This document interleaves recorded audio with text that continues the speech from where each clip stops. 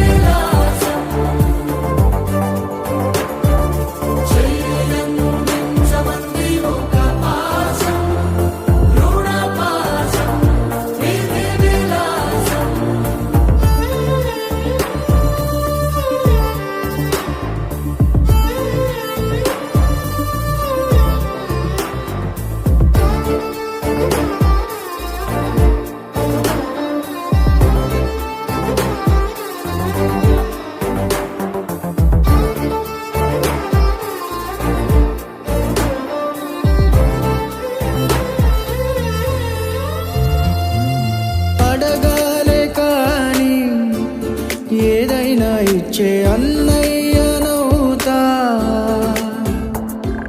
పిలవాలే కాని పలికేటి తోడు నీడైపోతా.